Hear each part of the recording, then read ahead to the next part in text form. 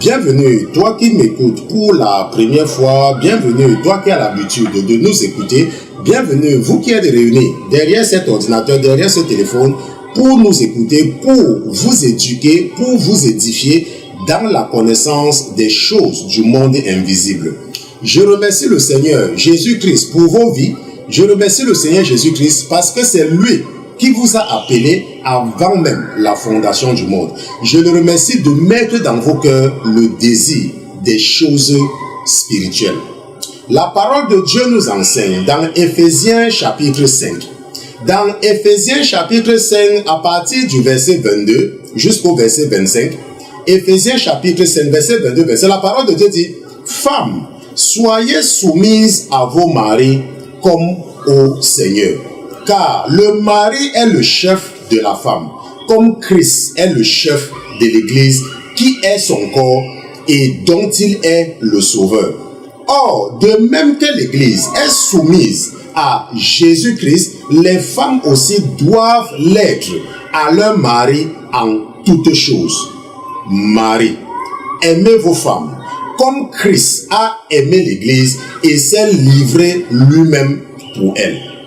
La parole de Dieu nous dit ce soir que femme, soumets-toi à ton mari. Et la parole de Dieu dit au mari: Marie, aime ta femme. La parole de Dieu ne dit pas que Marie, aime ta femme qui est soumise. Ou alors femme, aime ton mari. Aime ton mari. Aime ton mari qui t'aime. Ce n'est pas ce que la parole de Dieu dit. La parole de Dieu dit: femme, soumets-toi à ton mari. Et la parole de Dieu dit: mari, aime ta femme sans condition. Donc si tu es un homme et que ta femme ne se soumet pas à toi, alors sache que tu dois lui montrer ton amour. Cet amour qui va l'amener à la soumission. Et toi, femme, si ton mari ne t'aime pas, alors tu dois te soumettre. Si ton mari ne t'aime pas, parce que si ton mari ne t'aime pas et tu ne veux pas te soumettre parce qu'il ne t'aime pas, c'est contre la parole de Dieu. Est-ce qu'on se comprend? Ce sera une édition spéciale. Avant que je ne prenne un congé, ça sera une édition spéciale. Et comme je vous l'avais promis, nous allons étudier les 3 fils de Tsérouja, Abishai, Joab et Azaël. Ça sera le titre de l'étude biblique de ce soir. Les 3 fils de Tsérouja, Abishai, Joab et Azaël. Mais avant toute chose, avant de nous aventurer à utiliser la chair et le sang pour enseigner les princes et les princesses que vous êtes, nous allons d'abord nous assurer de la présence de notre patron dans ce studio. Mais comme notre patron n'est pas un patron ordinaire, comme il est Dieu, comme lui c'est Jésus-Christ, nous allons lui dérouler le tapis rouge et nous allons demander à tous les autres qui se trouvent dans les cieux, qui se trouvent dans les airs, qui se trouvent sur la terre et sous la mer, de se taire, parce que nous sommes sur le point d'accueillir dans ce studio Jésus-Christ de Nazareth. Gardez l'écoute. À tout à l'heure.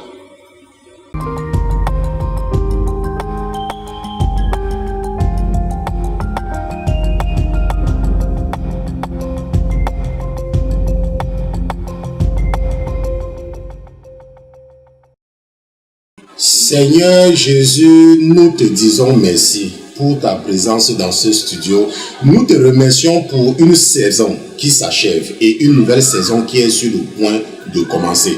Nous te remercions, mon Dieu, mon roi, pour ta présence parmi nous ce soir. Je te remercie de veiller sur mes frères et mes sœurs qui ont pris l'habitude de s'édifier et de s'équiper, de s'éduquer dans la connaissance des oracles et des mystères que tu as cachés dans ta parole. Ce soir, mon Dieu, mon roi, nous venons devant toi en toute humilité te demander pardon. Nous te demandons pardon pour les péchés que nous avons commis en journée. Nous te demandons pardon parce que nous n'avons pas été assez vigilants et nous nous sommes laissés prendre dans les pièges de la ruse de ce perdant de Lucifer qui avait osé même déjà se comparer à toi. Ce soir, mon Dieu, mon roi, je te demande pardon pour mes frères et pour mes sœurs. Pardonne-nous, ô Seigneur Jésus, parce que nous savons que tu es juste et fidèle. Tu es juste et fidèle parce que Si nous confessons nos péchés, alors tu vas nous pardonner, tu vas nous purifier, tu vas nous sanctifier et tu vas nous nettoyer de toutes nos iniquités. C'est pour cela que ce soir, Seigneur Jésus, nous n'avons pas honte de revenir vers toi. Rappelle-toi, mon Dieu, mon roi, que lorsque tu t'es fait homme, lorsque tu avais décidé de mettre ton homme en péril afin de nous donner l'opportunité de passer un jour l'éternité avec toi, c'est toi qui nous avais raconté la parabole de l'enfant prodige. Tu nous avais dit que l'enfant prodige croyait que s'il retournait vers son père ne devait pas l'accueillir. Mais lorsque son père l'avait vu au loin, son père a couru vers lui, son père l'a accueilli. Et ton esprit nous enseigne, mon Dieu, mon roi, que c'est toi ce père. Et ton esprit nous enseigne également que ce sont nous, l'enfant prodige. Nous sommes le chef-d'œuvre de ta création, mon Dieu, mon roi. Et nous avons la conviction que tout ce que tu attends de nous, c'est de revenir vers toi chaque fois que nous reconnaissons que nous avons péché et que tu vas nous pardonner. Mes frères et mes sœurs reconnaissent qu'ils t'ont offensé. Ils t'ont offensé par les actes qu'ils ont posés. Ils t'ont offensé même parce qu'ils ont refusé de faire ce que tu attendais d'eux. Et pour cela, mon Dieu, mon roi, nous savons que le sacrifice d'expiation que tu avais offert sur la croix du calvaire, le sacrifice de culpabilité que tu avais offert sur la croix du calvaire, nous savons, mon Dieu, mon roi, parce que nous pouvons nous revendiquer de la descendance d'Abraham, que nous pouvons également revendiquer ces sacrifices-là pour te les présenter ce soir et te demander pardon. Pardon, mon Dieu, mon roi, et reçois nos sacrifices, reçois-les, et que ces sacrifices atterrissent comme un parfum dans tes narines, comme le sacrifice d'Abel avait atterri dans tes narines. Mon Dieu, mon roi, ne méprise surtout pas notre prière. Ne méprise surtout pas nos pétitions. Ne méprise surtout pas la requête de ton serviteur pour ses frères et ses soeurs qui sont connectés en ce moment. Mon Dieu, mon roi, la seule raison pour laquelle mes frères sont connectés, la seule raison pour laquelle ma soeur est connectée, c'est parce qu'elle voudrait te connaître davantage.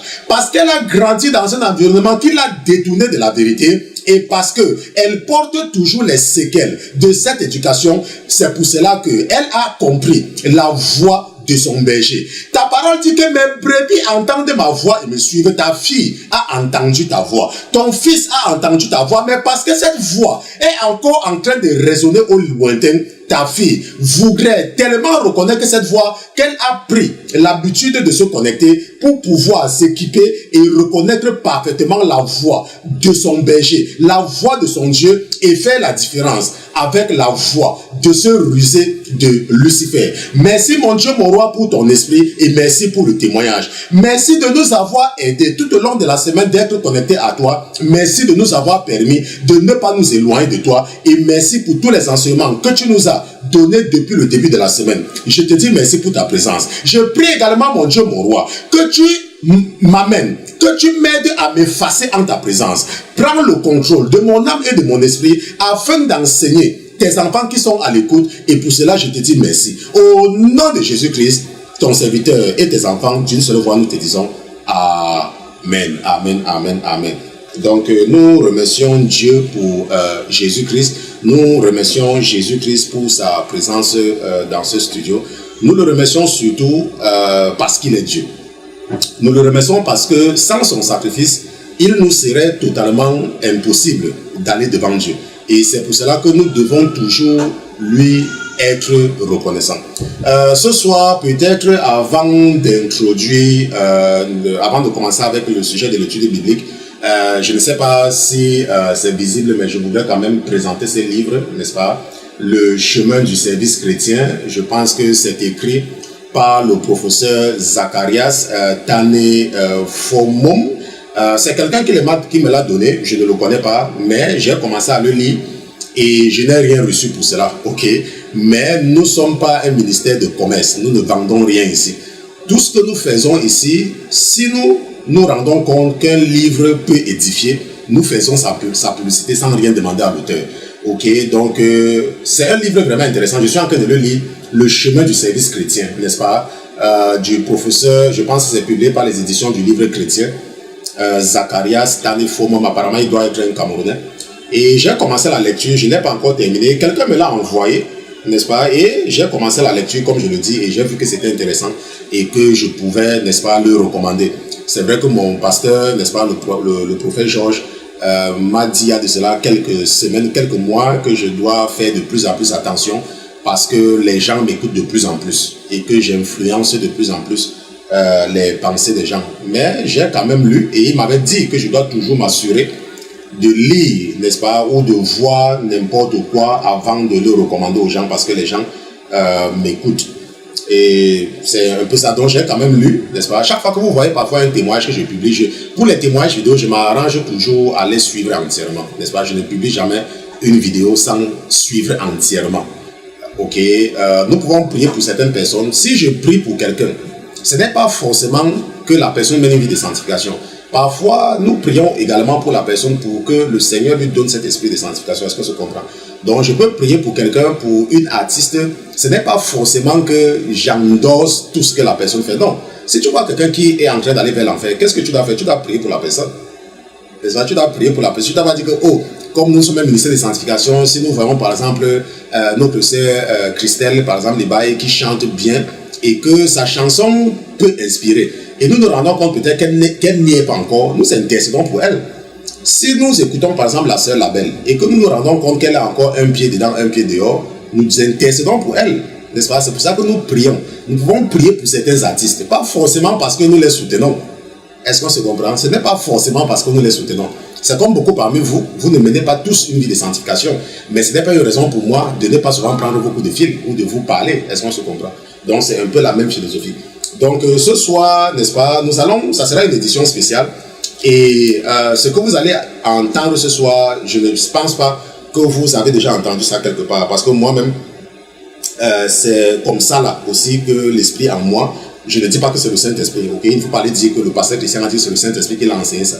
Je dis l'esprit qui est en moi, n'est-ce pas, avait attiré mon attention sur ça. Donc nous allons étudier les trois fils de Tirouja, Abishai, Joab et Azaël. Certainement que, je ne sais pas, peut-être tu n'avais jamais entendu parler d'eux, mais ce sont des armes fatales dans le combat spirituel. Après l'étude biblique de ce soir, je peux te garantir que ta vie ne sera plus jamais la même. Même toi qui m'écoutes sur YouTube ou sur Facebook, après avoir écouté ce que je suis sur le point, n'est-ce pas, d'enseigner ce soir, tu vas devenir une personne nouvelle en ce qui concerne le combat. Et d'ailleurs même, et ça je peux te le garantir, après l'étude biblique de ce soir, l'ennemi va se retirer, va faire un pas en arrière de toi. Ça c'est une garantie que je peux t'apporter. Maintenant, pourquoi est-ce que nous étudions les trois fils de Tirouja? Pourquoi? Rappelez-vous, je vous ai dit que depuis que nous avons commencé avec 1 Samuel, je vous ai toujours répété, 1 Samuel, 2 Samuel, 1 roi, 2 rois, 1 chronique, 2 chroniques, ce sont des livres qui nous enseignent, n'est-ce pas, qui nous équipent avec les outils du combat spirituel. Comment frapper dans le monde spirituel, comment s'engager dans la guerre, ou alors si tu es attaqué, comment réagir. Est-ce qu'on se comprend? C'est pour cela que ces livres-là parlent de la guerre, ça parle des guerres. Il ne s'agit pas des guerres physiques, il s'agit des guerres spirituelles. Dieu a écrit de façon physique ce qui se passe en réalité dans le monde spirituel. Est-ce qu'on se comprend? Maintenant, comme, n'est-ce pas, je l'avais promis, et ça je l'ai dit, le sujet de ce soir va tourner sur un passage clé dans le livre du commencement. Ça veut dire que dans le livre qui nous raconte comment tout a commencé, dans cette période post-adamique que nous vivons, c'est le livre de la Genèse. Comment tout a commencé. Et j'ai dit, je vous ai dit ça plusieurs fois, que nous ne sommes pas le premier monde. Avant le monde, avant les hommes là, que nous voyons là, n'est-ce pas, il y avait un autre monde. C'est pour cela que lorsque les illuminés, envoyés par Lucifer comme Darwin, parlent de la théorie de l'évolution et soutenus par le système luciférien qui nous entoure, que l'homme provient du singe, moi je pose toujours la question, n'est-ce pas, à ceux qui croient à cette théorie luciférienne qui est l'évolution. La théorie de l'évolution de Darwin, c'est une théorie diabolique. Et je pose toujours la question aux adeptes de cette théorie qui disent que l'homme provient du singe. Bon, maintenant, si l'homme provenait du singe, n'est-ce pas, pourquoi donc depuis que l'homme est l'homme là, il n'a pas évolué en quelque chose? Pourquoi? Depuis que l'homme est l'homme, depuis des milliers d'années, peut-être que toi, il y a déjà peut-être une queue qui est en train de sortir sur tes fesses. Peut-être, je ne sais pas, mais moi, il n'y a rien sur moi. Ok, moi, il n'y a rien sur moi. Et nous pouvons retracer, n'est-ce pas, les hommes depuis des milliers d'années. Et je ne me rappelle pas qu'il y a un homme que moi j'ai vu qui commençait à avoir peut-être une petite corne ici. Ok, donc il faut faire attention avec certaines théories, n'est-ce pas, qui sont en fait des théories diaboliques, comme la théorie de l'évolution de Darwin, n'est-ce pas? Dieu a créé l'homme comme il est, et l'homme ne vient de rien. Dieu a créé l'homme lui-même. Maintenant, allons dans le chapitre 17. Allons dans le chapitre 17, n'est-ce pas? Et nous allons lire à partir du verset 1. Genèse chapitre 17, verset 1. La parole de Dieu dit que lorsque Abraham fut âgé de 99 ans, l'Éternel apparut à Abraham et lui dit, je suis le Dieu Tout-Puissant, marche devant ma face et sois intègre. J'établirai mon alliance entre moi et toi et je te multiplierai à l'infini. Abraham tomba sur sa face et dit, et Dieu lui parla en disant, voici l'alliance que je fais avec toi. Tu deviendras père d'une multitude de nations. On ne t'appellera plus Abraham. On ne t'appellera plus Abraham. On ne t'appellera plus Abraham. Mais ton nom sera Abraham. Car je te rends père d'une multitude de nations. J'ai lu Genèse chapitre 17, verset 1 à 4. Qu'est-ce que nous apprenons ici? Nous apprenons que avant que Dieu n'établisse son alliance avec notre Père, le Père de la foi, il a changé son nom. Est-ce qu'on se comprend? Il a changé son nom. Il a dit, tu ne t'appelleras plus, mais tu t'appelleras. Et j'ai dit que l'étude biblique de ce soir sur les 3 fils de Thérouja, dans comment les utiliser dans le combat spirituel, lorsque tu te rends compte que tu es attaqué, comment l'utiliser puise son origine d'ici. Et c'est un jour pendant que je méditais sur cette partie et que j'avais atterri sur les fils de Thérouja que l'esprit a attiré mon attention. Ce n'est pas que j'ai entendu ça quelque part. Ok, je n'ai pas entendu ça quelque part. Et j'ai retenu la leçon et ça m'a permis en fait de remporter pas ma première victoire, n'est-ce pas, contre l'ennemi, mais l'une des victoires les plus importantes, n'est-ce pas, dans la délivrance. Maintenant, nous voyons donc, nous avons vu que le nom que nous portons a une importance. Et que le nom a l'importance devant Dieu. Et que le nom, n'est-ce pas, a une puissance spirituelle. Le nom. Le nom que tu as, c'est le nom qu'on utilise pour te reconnaître. Est-ce qu'on se comprend? Si Dieu veut t'appeler, il va t'appeler par ton nom. Et c'est lui qui inspire tes parents de te donner le nom que tu portes. C'est pour cela que parfois, lorsque je vois quelqu'un qui a changé de nom, n'est-ce pas, j'attire toujours l'attention de la personne sur ce nom. Et c'est parce que l'homme est le chef de la femme que c'est tout à fait normal, quand une femme se marie, qu'elle change son nom pour se mettre sous l'autorité de l'homme. Est-ce qu'on se comprend? Là, ce n'est pas qu'elle a rejeté son nom, elle a seulement dit, oh, je suis sous l'autorité d'un homme. Et les femmes juives à l'époque portaient le voile pour signifier qu'elles sont mariées. Ce n'est pas comme maintenant que les gens portent le voile pour rien. Ok? C'était un signe d'autorité. C'était pour marquer l'autorité sur laquelle, n'est-ce pas, qu'elles sont sous l'autorité. Maintenant, mais ce n'est pas ça l'objet de notre étude biblique. Maintenant, nous sommes en train de voir, et ça c'est ce que nous allons voir ce soir, l'importance du nom dans l'étude des 3 fils de Thérouja. Maintenant, qui est Thérouja? Allons dans 1 Chronique chapitre 2 pour voir qui est Thérouja. 1 Chronique chapitre 2 et nous allons lire à partir du verset 13. N'est-ce pas? La Bible dit que Isaïe, ou bien Jessé, n'est-ce pas? Isaïe engendra Eliab, son premier-né, Abinadab, le second, Chiméa, le troisième, Nethanil, le quatrième, Radai, le cinquième, Othem, le sixième, David, le septième. Donc nous apprenons ici là que le père de David s'appelait Isaïe et que David était le 7e enfant de Isaïe. Le verset 16 nous dit que leurs sœurs étaient Thérouja et Abigail. Ça veut dire que quoi? Ça veut dire que David avait des sœurs. Et ses sœurs étaient Thérouja et Abigail. Et la parole de Dieu nous dit que les fils de Thérouja étaient Abishai, Joab et Azaël. Est-ce qu'on se comprend? Donc les 3 fils de Thérouja, Abishai, Joab et Azaël, étaient les enfants de la sœur du roi David. Ou de la sœur de David. Ou de la sœur du pasteur David. Parce que David, c'était un berger. Ok, c'était le berger des enfants d'Israël. Donc, c'était un pasteur. Un pasteur, c'est celui qui s'occupe d'un troupeau. Un pasteur, ce n'est pas celui qui va demander l'argent aux gens. Un pasteur, ce n'est pas celui qui appelle les gens pour leur dire que Dieu a dit que tu me donnes de l'argent. Non, ça, ce n'est pas un pasteur là-bas. Un pasteur est un berger. Est-ce qu'on se comprend? Donc, c'est pour ça que je vous dis toujours que aucun vrai pasteur, je dis aucun vrai pasteur, si tu veux, tu m'écoutes, aucun vrai pasteur ne te demandera jamais l'argent. Aucun, ce n'est pas possible. Parce qu'un pasteur se soucie du troupeau.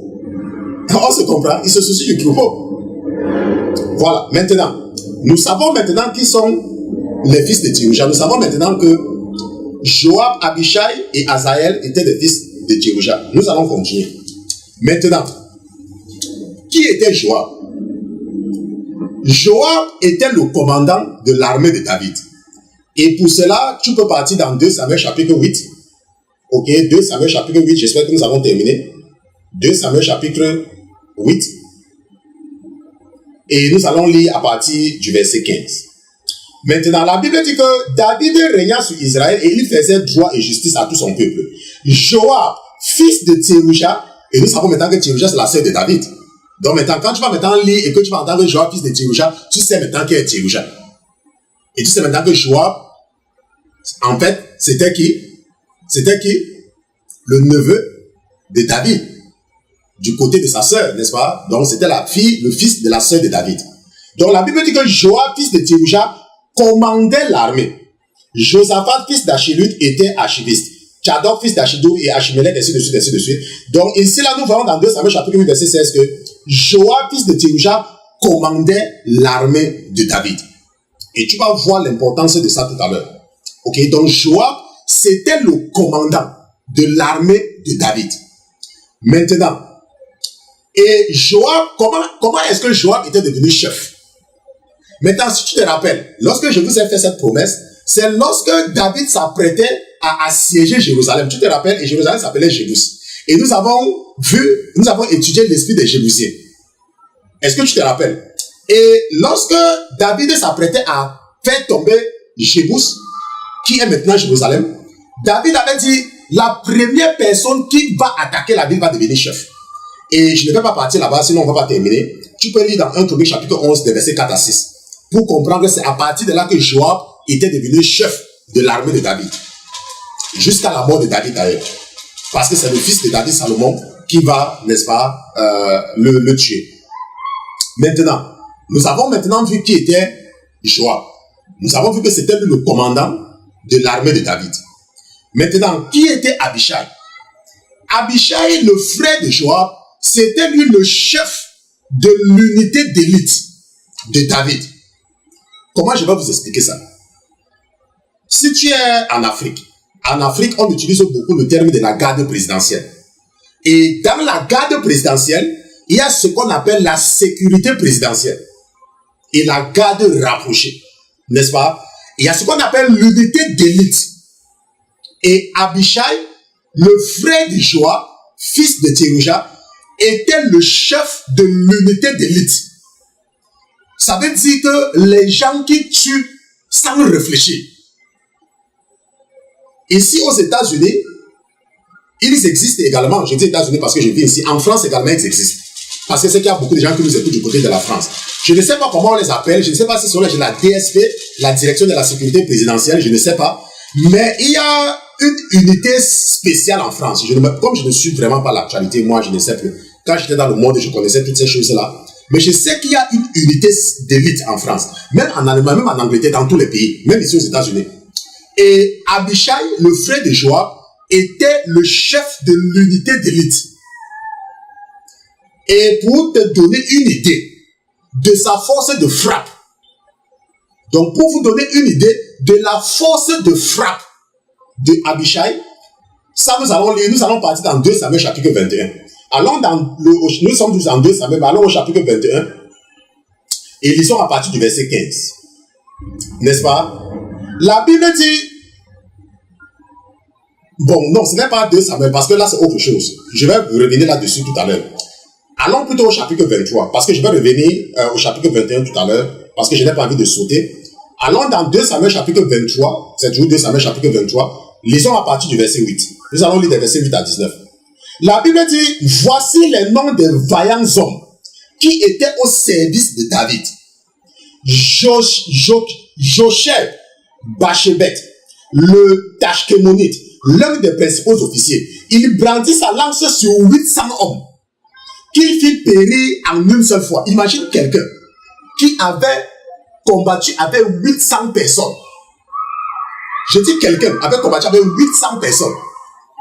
Après lui, Éléazar, fils de Dodo, fils d'Ashoshi, il était l'un des 3 guerriers qui affrontaient avec David les Philistins rassemblés pour combattre. Tandis que les hommes d'Israël se retiraient sur les hauteurs, il se leva et frappa jusqu'à ce que sa main fût lasse et qu'elle resta attachée à son épée.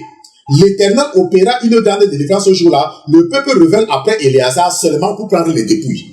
Donc ce Éléazar-ci avait combattu et l'épée avait collé sur sa main. Et il avait exterminé seul les gens. Après lui, Shama, fils d'Agé, Dara, les Philistins s'étaient rassemblés à Léchi. Il y avait là une pièce de terre remplie de lentilles et le peuple fuyait devant les Philistins.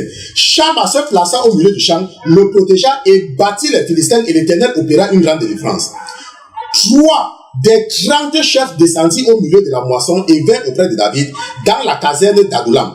Lorsqu'une troupe de Philistins était campée dans la vallée de Réphaïm, David était alors dans la forteresse et il y avait un poste de Philistins à Bethléem. David eut un désir et il dit, qui me fera boire de l'eau de la citerne qui est à la porte de Bethléem? Alors les 3 vaillants hommes passèrent au travers du camp des Philistins et puisaient de l'eau de la citerne qui est à la porte de Bethléem. Ils l'apportèrent et la présentèrent à David. Mais il ne voulut pas la boire et il la répandit devant l'Éternel. Imagine que 2 armées sont en guerre. Et David a soif. Il veut seulement boire de l'eau qui se trouve derrière l'autre armée. La Bible nous dit que ces 3 vaillants hommes vont pénétrer dans le camp de l'ennemi, aller puiser l'eau à David et revenir avec l'eau. Juste pour vous donner une idée de leur efficacité. Ça, ce sont les 3 vaillants hommes. Maintenant, écoute maintenant très bien. Parce que je vais lire jusqu'au verset 19. Il dit, loin de moi, ô Éternel, la pensée de faire cela, boirai-je le sang de ces hommes qui sont allés au péril de leur vie et ils ne voulaient pas boire cela. Voilà ce que firent ces 3 vaillants hommes. Maintenant, écoute-moi très bien. Abishai, frère de Joab, fils de Théouja, était le chef des 3. Il brandit sa lance sur 300 hommes et les tua et il eut du renom parmi les 3. Donc nous avons vu ce que les 3 vaillants avaient fait. Shama, Éléazar et n'est-ce pas, nous avons vu Shama, Éléazar et Shama et Éléazar et qui ça encore? Je crois que le premier c'était, si je donne son nom, le premier c'était Josheb Bachet. Ok, comme ce n'est pas lui qui nous intéresse beaucoup, c'est pour cela que son nom n'était pas trop dans ma tête et c'est même trop compliqué. Ce n'est pas lui l'objet de notre étude biblique. Ok, maintenant, nous avons donc vu qui est Abishai. Et nous allons revenir sur 2 Samuel chapitre 21 tout à l'heure. Maintenant, qui est Azaël? Rappelez-vous, nous étudions les 3 fils de Théouja, Joab, Abishai et Azaël. Vous allez comprendre tout à l'heure. Je suis seulement en train de vous dire qui ils sont, pour que vous ayez une idée quand nous allons y arriver. Maintenant, Azaël, il était également membre de l'unité d'élite de David. Et la Bible dit qu'il était plus rapide qu'une gazelle. Imagine un être humain qu'on te dit qu'il est plus rapide qu'une gazelle. Et ça, tu peux le voir dans 2 Samuel chapitre 2, si tu lis les versets 17 à 18. La Bible dit qu'il avait les pieds légers comme une gazelle des champs. Très rapide. Membre de l'unité d'élite. Membre de l'unité d'élite de l'armée de David. Maintenant, les fils de Théouja ont, si tu as lu le premier livre, le deuxième livre, le premier livre des rois, le deuxième livre des rois, premier livre de Samuel, deuxième livre de Samuel, le premier livre des premiers, ainsi de suite, tu vas voir qu'on parle tout le temps des fils de Théouja. Les fils de Théouja, n'est-ce pas, ont tué Abner. Et Abner, c'était lui le commandant de l'armée de Saul. C'est Joab et Abishai qui vont tuer Abner. Et ça, tu peux voir ça dans 2 Samuel chapitre 3, verset 23 à 27. Je ne peux pas tout lire, parce que si je lis tout, je ne vais pas terminer. Ok? Je peux seulement vous donner des références de ce que les fils de Théouja ont fait. Ils ont tué Abner. Parce que Abner avait tué leur frère, Asaël. Maintenant, les fils de Tséroucha, ce sont eux qui ont tué Amasa. Et Amasa, n'est-ce pas, c'était le chef de l'armée d'Ishbosheth. Ishbosheth, c'était le fils de Saul. Vous vous rappelez, après la mort de Saul, Abner va pousser le fils de Saul à devenir roi à la place de David. Et pour cela, ça va retenir David pendant 7 ans et demi encore à Hébron, en Juda. Nous avons étudié cela. Et la Bible dit que après la mort de Abner, le chef de l'armée de Ishbosheth sera Amasa.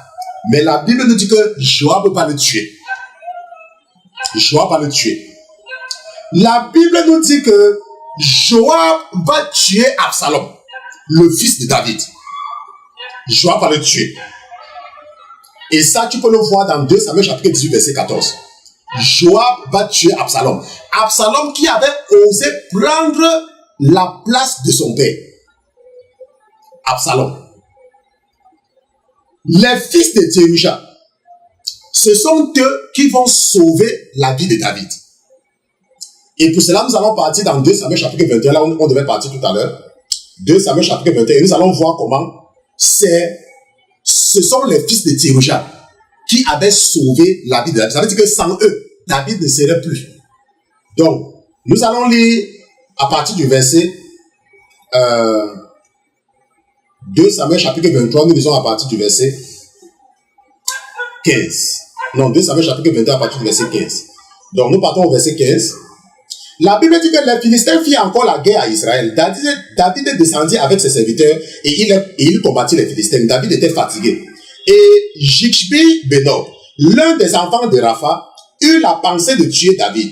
Il avait une lance du poids de 300 cycles d'airain et il était ceint d'une épée neuve. Abishai, fils de Tséroucha, vint au secours de David, frappa le Philistin et le tua. Alors les gens de David juraient en lui disant: tu ne sortiras plus avec nous pour combattre et tu n'éteindras pas la lampe d'Israël. Donc nous voyons que si ce n'était pas Abishai, le fils de Tséroucha, David serait mort au champ de bataille. Les fils de Tséroucha ont sauvé la vie de David.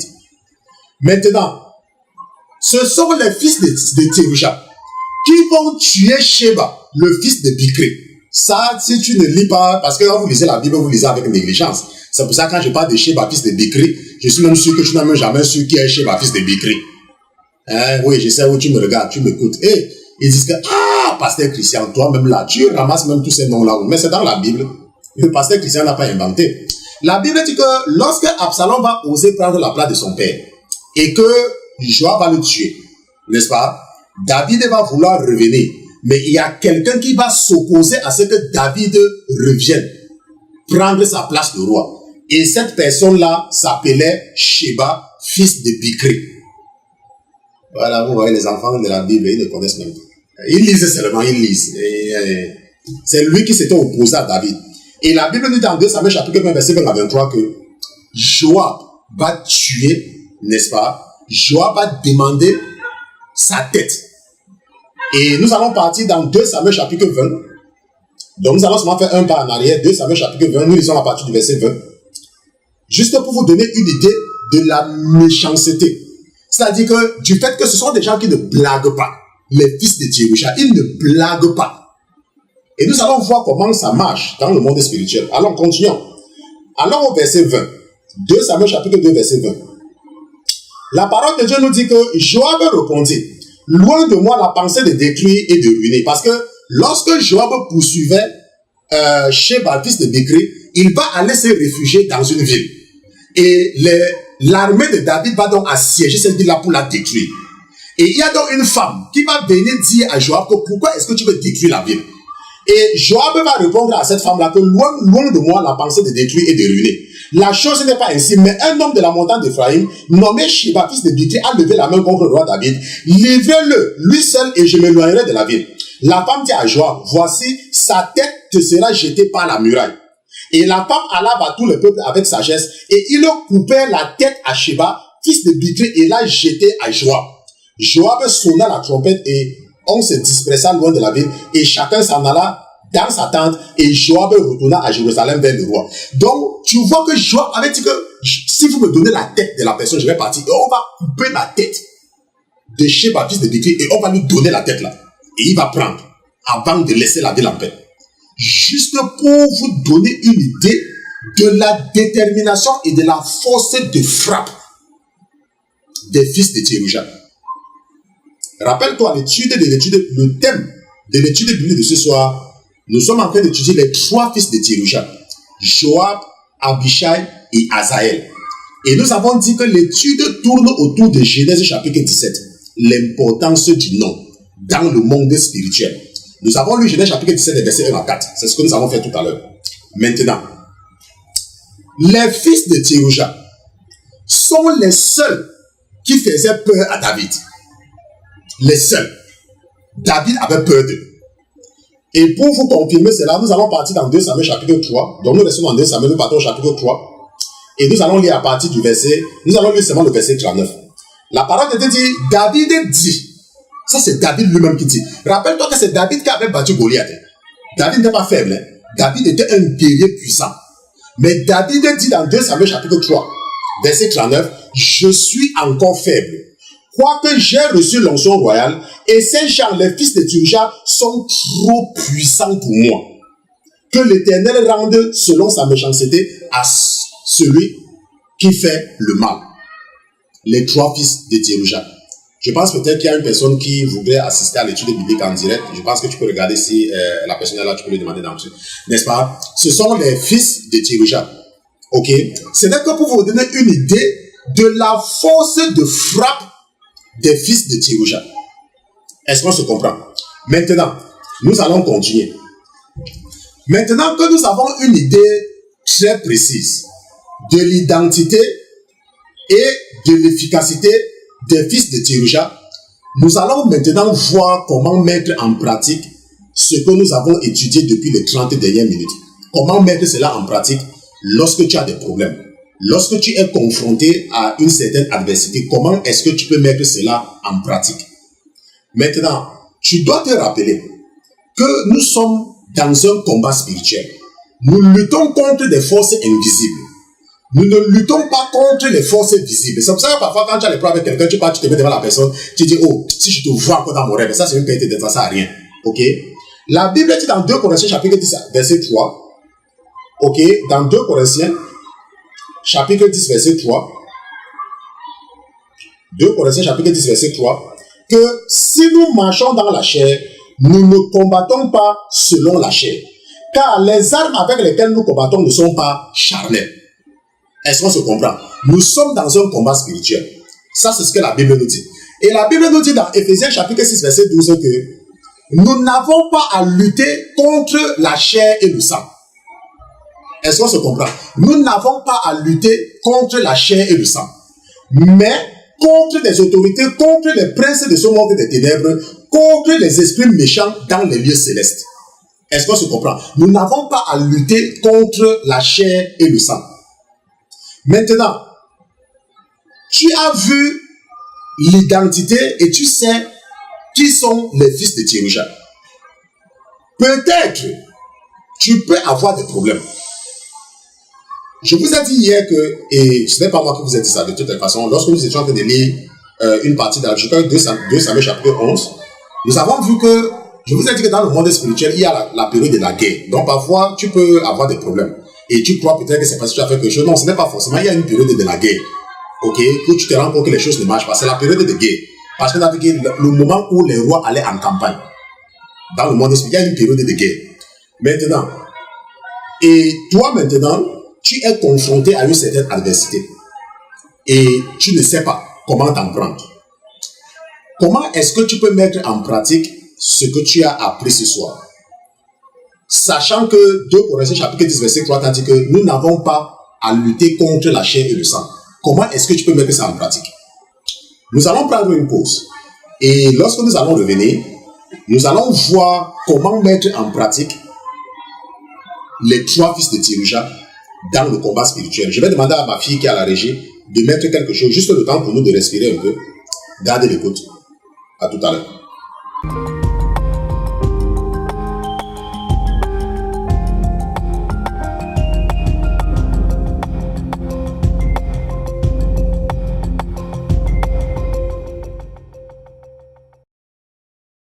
Nous voulons chanter avec les anges au paradis. Nous voulons chanter avec les séraphins. Nous voulons, mon Dieu, mon roi, passer l'éternité avec toi un jour. Nous voulons aussi, mon Dieu, mon roi, voir ce Dieu qui réside parmi les chérubins. C'est pour cela que ce soir, nous voici en ta présence pour apprendre comment faire pour chanter un jour avec ces anges au paradis. Nous te disons merci pour ta présence parmi nous, Seigneur Jésus. Nous te remercions également pour tous les enseignements de ce soir au nom de Jésus-Christ. Amen, amen, amen, amen. Donc nous remercions Dieu pour Jésus-Christ, parce que comme je le dis toujours, sans Jésus-Christ, il nous serait totalement impossible d'aller devant Dieu. Et c'est à cause de Jésus que nous avons l'espoir, que nous pouvons espérer un jour chanter avec les anges au paradis. N'est-ce pas? Un jour, ces anges que vous voyez, vous dire les ailes là, un jour ils seront devant toi, ok? Tu vas les voir, n'est-ce pas? Ils seront là, et ils seront, n'est-ce pas, là pour te protéger. Ils te protègent déjà, mais tu ne les vois pas. Mais un jour, tu vas les voir. Est-ce qu'on se comprend? Maintenant, avant la pause, nous avions expliqué qui sont les fils de Thérouja. Nous avons vu que c'était les neveux, que ce sont les neveux de David, les fils de sa sœur, Thérouja. Et nous avons vu que Joab était le commandant de l'armée de David. Nous avons vu que Abishai était le chef de l'unité d'élite de David. Et nous avons vu que Azaël était aussi membre de l'unité d'élite et qu'il était plus rapide qu'une gazelle. Et nous avons également vu certains de leurs exploits. Et nous avons vu que ce sont même eux qui ont sauvé la vie de David. Et nous avons vu que les fils de Thérouja sont les seuls qui faisaient peur à David. Maintenant, et je disais que comment est-ce que tu peux donc mettre ça en pratique dans la prière? Il faut d'abord savoir que la Bible nous dit que nous ne devons pas invoquer les esprits. Est-ce qu'on se comprend? Tu ne dois pas invoquer les esprits. Tu ne dois pas le faire parce que la Bible dit que tu ne dois pas le faire. Mais tu peux demander au Seigneur de faire intervenir ces esprits-là. C'est comme parfois, quand je prie, je dis au Seigneur de m'accorder le courage de Josué. Par exemple, quand tu pries, tu peux demander au Seigneur de t'accorder le courage de Jérémie. Quand tu pries, tu peux demander au Seigneur de te donner l'esprit d'Élisée. Ça, c'est acceptable. N'est-ce pas? Tu n'invoques pas l'esprit d'Élisée. Tu n'invoques pas l'esprit d'Élie. Ça, un chrétien ne fait pas ça. Parce que c'est interdit dans la parole. Nous n'invoquons pas les esprits. C'est pour cela que parfois, quand vous voyez parfois dans certaines religions, les gens prient, oh, Saint Barthélemy, prie pour moi. Maintenant, nous étions en train de dire que un chrétien n'est pas autorisé à invoquer les esprits. Est-ce qu'on se comprend? Un chrétien ne le fait pas.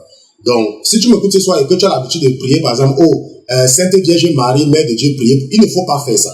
Parce que Marie est morte. Si tu as l'habitude de dire, oh, Saint Barthélemy, prie pour moi, ne fais plus ça. Parce qu'ils sont morts. Et la Bible dit que tu ne dois pas invoquer les esprits. Est-ce qu'on se comprend? Maintenant, mais tu peux prier Dieu. Tu peux prier Dieu et dire à Dieu, au nom de Jésus-Christ, de t'accorder l'esprit de Jean-Baptiste, de t'accorder l'esprit de Paul, de t'accorder l'esprit d'Ésaïe, de t'accorder l'esprit de Moïse. Ça, tu peux le faire, mais tu lui demandes de t'accorder parce que tu connais l'efficacité, tu sais ce qu'ils ont fait et tu veux être comme eux. Est-ce qu'on se comprend? Maintenant, supposons que tu as des problèmes. Peut-être pour une raison que tu ne comprends pas, il y a cette femme qui ne fait que tourner autour de ton mari. Supposons que pour une raison que tu ne comprends pas, ton mari commence à avoir un comportement bizarre, n'est-ce pas? Et il n'arrive pas à se débarrasser de quelque chose. Supposons que pour une raison que tu ne comprends pas, ta femme, n'est-ce pas, pose certains actes que tu ne comprends pas. Supposons que pour une raison que tu ne comprends pas, il y a toujours cette femme qui vient coucher avec toi dans le rêve. Quand tu dors, n'est-ce pas? On appelle ça le couche de nuit.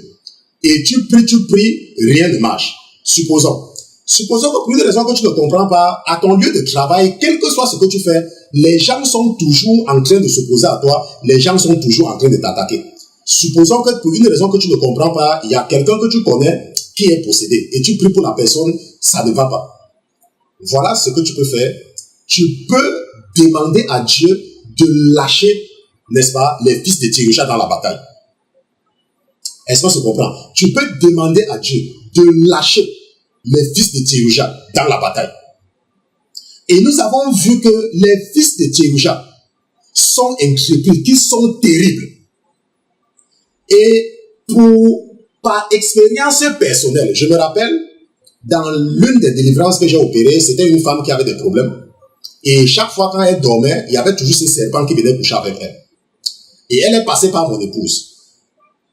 Parce qu'elle m'appelait, je ne prenais pas le téléphone, n'est-ce pas? Et finalement, comme les gens qui sont sages aiment toujours passer par la femme, vous savez que si la femme demande quelque chose, tu ne fais pas quand elle va pas te laisser dormir. Donc quand tu veux dormir là, elle va tout faire pour que tu dormes tard. Donc nous les hommes, parfois, quand nous aussi on veut dormir, quand madame a un problème, on résout aussi une fois pour dormir. Et elle est donc passée par ma femme. Et elle a dit à la femme, oh pardon, madame pasteur, pardon, il faut dire à ton mari de m'appeler, machin. Et un jour donc ma femme me dit que, est-ce que tu as m'appelé celle-là? Vous savez comment les femmes parlent à leur mari. Je dis que c'est qui? Elle dit que, comment depuis quelqu'un te dit qu'appelle, après tu n'appelles pas? Bon, finalement, comme je voulais dormir, j'ai dit que ok, je vais l'appeler. Et j'ai donc appelé cette soeur-là, et elle m'a dit que, franchement, depuis un certain temps, quand elle dort, elle a des rêves bizarres, il y a un serpent qui vient toujours coucher avec elle et tout et tout. J'ai dit, ah bon? Elle dit que oui. Est-ce qu'il savait que tu me connaissais? Elle dit que je ne sais pas, pasteur. J'ai dit, ok, nous allons prier. Et c'est ce jour-là, je me rappelle peut-être quelques temps après que l'Esprit m'a dit de faire usage de l'esprit des fils de Théruja. Maintenant, comment est-ce que tu peux faire usage de l'esprit des fils de Théruja dans la bataille? Rappelle-toi, j'ai dit que le thème de l'étude biblique de ce soir, c'est les trois fils de Théruja, Joab, Abishai et Asaël, et que ça tourne autour de Genèse chapitre 17, versets 1 à 4, où nous avons vu l'importance du nom. L'importance du nom. Maintenant, comment est-ce que tu peux donc le faire? Ce que tu peux faire, c'est que lorsque l'ennemi, je peux dire que dans le monde spirituel, le nom a de l'importance. Par exemple, si on veut invoquer ton esprit dans les profondeurs de la mer, on va appeler ton nom. On va par exemple dire que esprit de Jacqueline, viens. N'est-ce pas? On ne t'appelle pas ton nom. Pas ton nom, pas ton prénom, on t'appelle. Est-ce qu'on se comprend? On peut t'appeler, on t'appelle pas ton nom. Et tu apparais. Et on commence à te manipuler ou à te jongler comme on fait. On peut dire esprit de Nicole, viens. Esprit de Judith, viens. Est-ce que tu vois? Avec ton nom de famille, bien évidemment. Maintenant, qu'est-ce que tu fais maintenant? Rappelle-toi, Dieu avait changé le nom d'Abraham. Abraham s'appelait Abraham. Et Dieu a dit, tu ne vas pas t'appeler Abraham, tu vas maintenant t'appeler Abraham. Qu'est-ce que cela veut dire? Ça veut dire que le changement de nom est possible. Dans le monde spirituel, le changement de nom est possible. Dans le monde spirituel. Est-ce qu'on se comprend? Donc maintenant, lorsque tu as des problèmes, et que peut-être tu es en train de prier pour ton mari, pour une raison que tu ne comprends pas, ton mari a toujours les mêmes problèmes, parce que les démons arrivent toujours à prendre son contrôle, ou c'est ton épouse, ou c'est quelqu'un que tu connais. Ce que tu fais, c'est que tu pries, voilà comment tu peux prier. Tu dis, mon Dieu, mon roi, je te remercie pour l'autorité que tu m'as donnée. Mais ce soir, Seigneur Jésus, de la même façon que tu avais changé le nom d'Abraham à Abraham, ce soir, je viens me mettre devant toi et je prie pour un changement de nom de mon mari. Je prie au Seigneur Jésus que son nom soit changé et qu'il ne soit plus reconnu devant toi et qu'il ne soit plus reconnu dans le monde spirituel par le nom de telle personne. Mais à la place de ce nom, mon Dieu, mon roi, donne-lui le nom que tu connais et que toi seul dois connaître l'identité de son nom. Et que si l'ennemi appelle encore son nom, que ce soit l'esprit de Joab, le commandant de l'armée de David, que ce soit l'esprit d'Abishai, le chef d'élite de l'unité de David, que ce soit l'esprit d'Asaël qui apparaisse devant eux, qui les détruise en morceaux et qui les anéantisse au nom de Jésus-Christ de Nazareth. Est-ce que tu comprends? C'est comme cela que tu peux faire usage des trois fils de Théruja dans le combat spirituel. Et laisse-moi te dire, c'est très efficace. Je t'ai dit qu'après ce soir, les démons qui te contrôlent là, ils savent que tu es en train d'écouter ça. Ils vont reculer d'un pas. Parce qu'ils savent que tu as maintenant ce secret. Tu peux changer le nom de quelqu'un dans le monde spirituel. Et dis que quand on va maintenant appeler son nom, qu'on connaît dans le monde physique, que ce soit, n'est-ce pas, les fils de Théruja qui apparaissent. Et nous avons vu que ce sont des enfants redoutables. Et il faut être précis. Et vous voyez tout à l'heure quand j'ai fait l'exemple, j'ai dit que si l'ennemi ose encore appeler ce nom-là, que ce soit le Joab, le commandant de l'armée de David, qui apparaisse, que ce soit Abishai, le chef de l'unité d'élite de David, que ce soit Asaël, qui apparaisse et qui les maîtrise, qui les découpe en morceaux, au nom de Jésus-Christ de Nazareth. Est-ce que tu comprends? Tu dois être précis. Pourquoi? Parce que Joab n'est pas le seul qui a eu ce nom-là. Abishai n'est pas le seul qui a eu ce nom-là. Il y a peut-être certains démons qui s'appellent Joab. Il y a peut-être certains démons qui s'appellent Abishai. Il y a certains démons qui s'appellent Azaël. C'est pour ça que je vous ai dit que Dieu nous conseille de ne pas invoquer les esprits. Pas parce que on peut, mais parce que si tu ne fais pas bien usage, tu peux plutôt invoquer un démon. Et à la fin maintenant, ce démon, n'est-ce pas, l'effet opposé se passe. C'est pour ça que je dis qu'il faut demander au Seigneur de le faire. Et avec précision. Maintenant, pourquoi la précision est importante pour Jésus-Christ? Tu peux seulement dire Joab, tu peux seulement dire Abishai, n'est-ce pas? Mais lorsque tu es précis, ça fait plaisir au Seigneur. Et ça le pousse à agir beaucoup plus rapidement et beaucoup plus efficacement.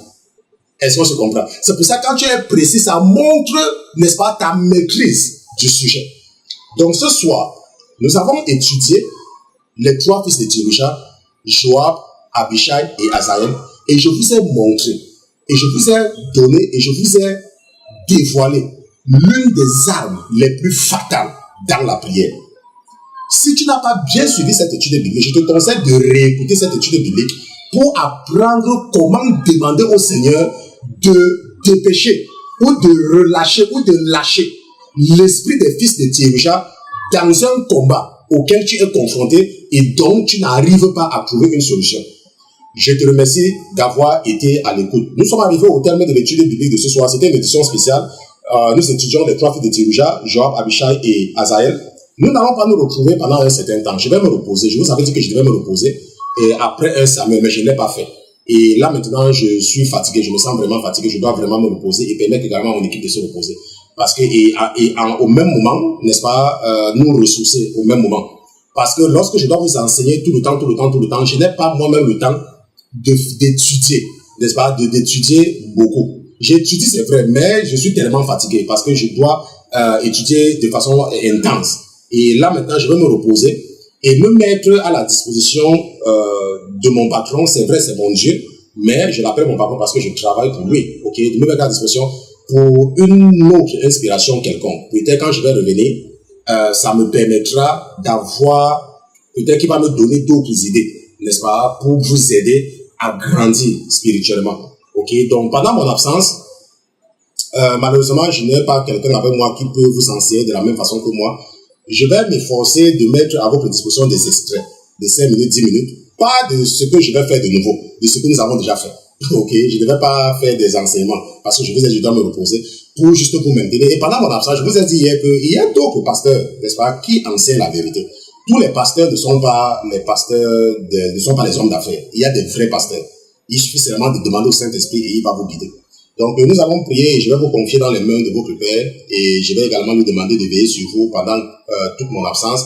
Pendant cette absence, vous pouvez envoyer des questions, n'est-ce pas? Vous pouvez nous envoyer des emails, n'est-ce pas? La sainteté1@gmail.com et soit je vais vous répondre, soit un membre de l'équipe ou le frère Gildas va vous répondre. Ok? Donc, ne vous attendez toujours pas forcément que ce soit moi. Je réponds à certains parmi vous, mais certains également c'est le frère Gildas ou alors un membre de notre équipe.